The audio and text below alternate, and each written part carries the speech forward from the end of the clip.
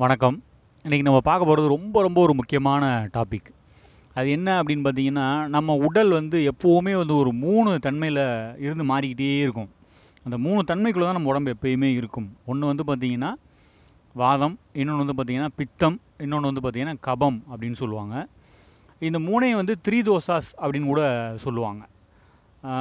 இந்த 3 தன்மைக்குள்ளே நம்ம உடம்பு எப்போ மாறிக்கிட்டே இருக்குது அப்படின்னா, ஒரு சிலருக்கு வந்து சில நேரத்தில் வாத நிலைமையில் இருக்கும்.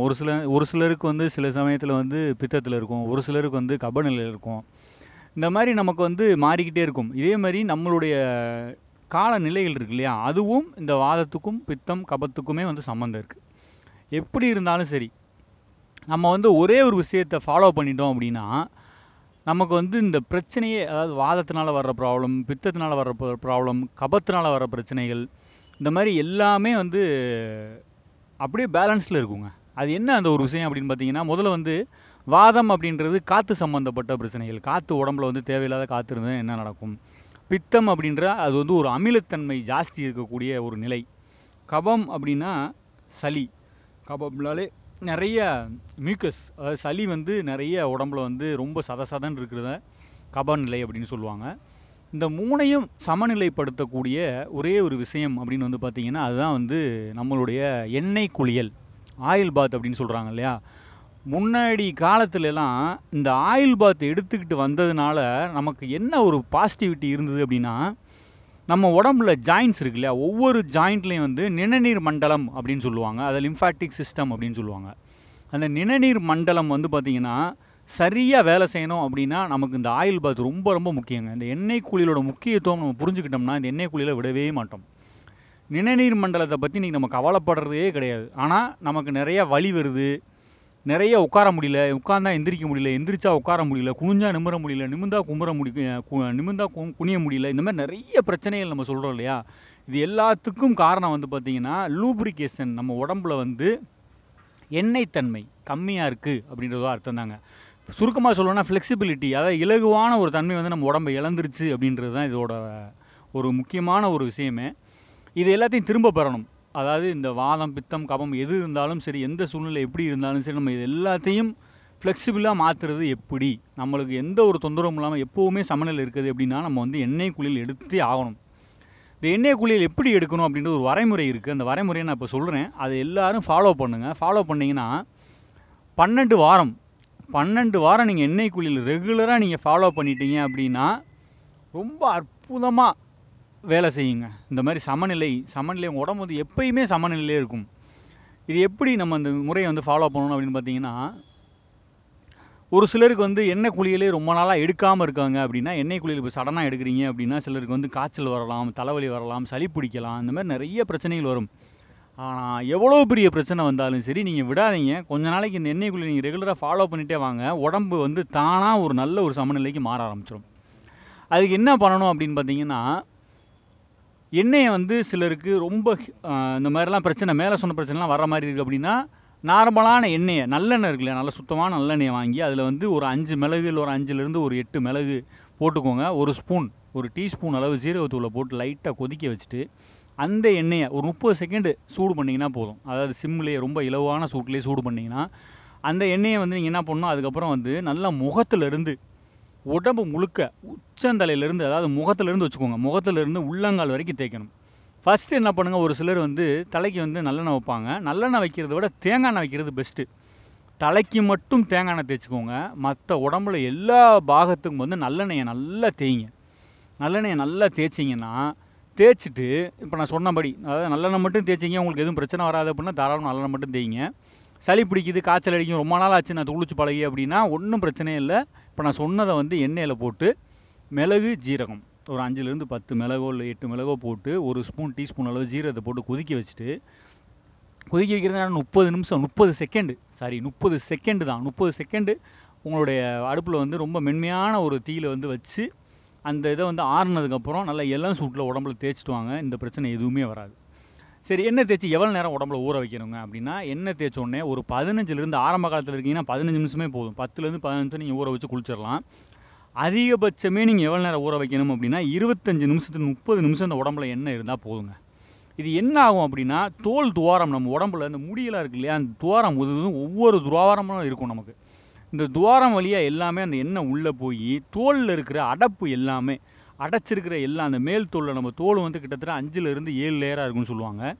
அதில் இருக்கிற அடப்பு எல்லாத்தையும் எடுத்து விட்டுட்டா பிரபஞ்ச ஆற்றல் இருக்கு இல்லையா, பிரபஞ்ச ஆற்றல் எல்லாமே வந்து நீங்கள் எண்ணெய் குளியல் எடுக்கிற அன்றைக்கி ரொம்ப அபரிவிதமாக உங்கள் உடம்புல வந்து பாய ஆரம்பிக்கும். ஏன் அப்படின்னா, அந்த உடம்புல இருக்க துவாரத்தின் வழியாக இருக்கிற அழுக்கு பூரா வெளியில் போயிடும். வெளியில் போகிறதுக்கப்புறம் என்ன ஆகுனா, வெளிப்பக்கம் இருந்து பிரபஞ்ச ஆற்றல் வந்து உள்ளுக்குள்ளே போக ஆரம்பிக்குங்க. அப்போ தான் நம்மளோட ஆறா வந்து ரொம்ப அற்புதமாக வேலை செய்யும். எண்ணெய் குளியல் இப்போ எடுத்தாச்சு. எண்ணெய் குளியல் எண்ணெய் தேய்க்கிறது சொல்லியாச்சு, தலையில் வந்து தேங்காய் தடவணும்னு சொல்லியாச்சு. அதுக்கப்புறம் வந்து எண்ணெய் குளியல் வந்து 15லேருந்து 20 நிமிஷம் முதல்ல ஆரம்பிக்கிறவங்க இருந்தால் 15 நிமிஷம் ஊற வச்சா போதும். ரொம்ப நாள் நீங்கள் வந்து எண்ணெய் குளியல் எடுத்துகிட்டு இருக்கீங்க அப்படின்னா, நீங்கள் ஒரு 1/2 மணி நேரம் ஊற வச்சாலே போதுங்க. குளிக்கிற தண்ணி எப்படி இருக்கணும் அப்படின்னா, மிதமான சூட்டில் இருக்கணும். அதாவது பச்சை தண்ணியில் குளிக்கக்கூடாது, மிதமான சூட்டில் இருக்க தண்ணி உங்கள் உடம்புல தாங்கக்கூடிய சக்தி அளவுக்கு தண்ணியை வச்சு நீங்கள் குளிக்கணும். குளிச்சுட்டு வந்து ஒரு ரூமுக்குள்ளே வந்து உட்காந்துக்கோங்க. ஒரு ரூமுக்குள்ளே வந்து உட்காந்துட்டு ஃபேனை எதுவுமே போடக்கூடாது. போடாமல் ஒரு பெரிய போர்வை எடுத்து பொத்திக்கோங்க. ஒரு 5 நிமிஷம் அந்த போர்வையை போட்டு நல்லா பொத்தி உட்காந்திங்கன்னா நல்லா வேர்க்கும். நல்லா வேர்க்கட்டும். நல்லா வேர்த்து ஊற்றுனதுக்கப்புறம் கீழே வந்து ஒரு மேட்டு போட்டு உட்காந்துக்கோங்க. தண்ணியெல்லாம் கீழே வந்துடும்.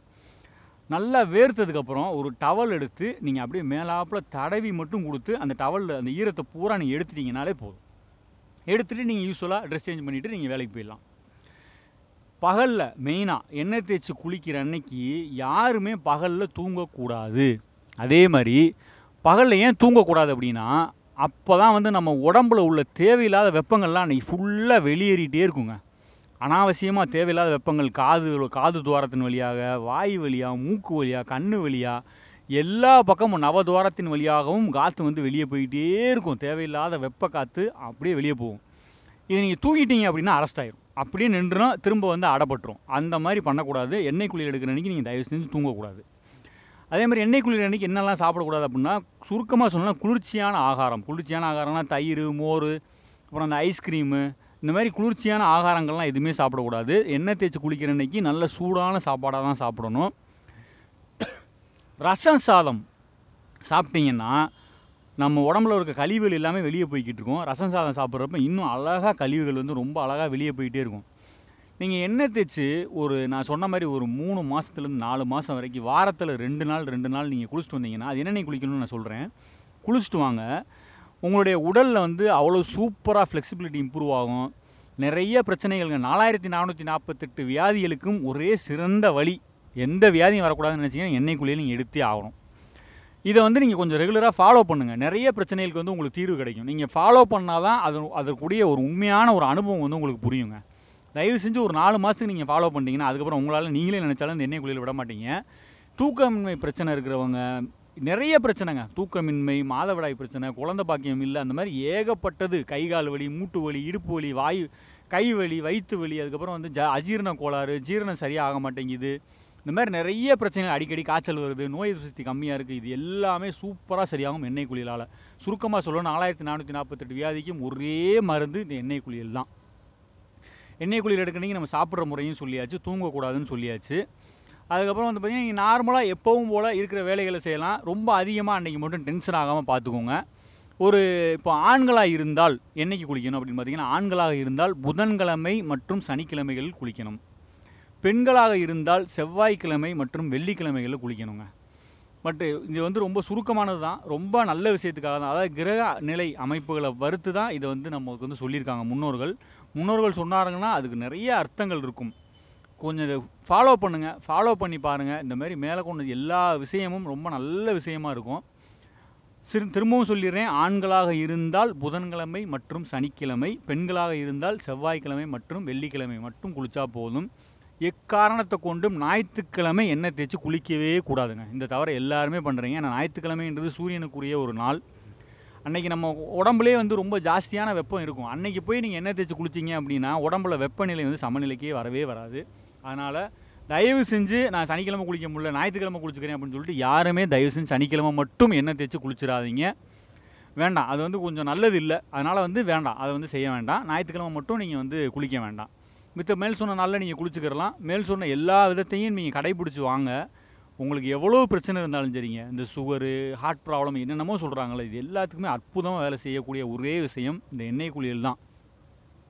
இதை நம்ம எல்லாம் மறந்துட்டோம். முன்னாடி மறந்துட்டு இப்போ ஃபாஸ்ட்டாக போகிற உலகத்தில் நம்ம இதை பற்றி எதுவுமே யோசிக்காமல் இருக்கிறதுனால தான் நமக்கு என்னன்னே புரிய மாட்டேங்குதுங்க.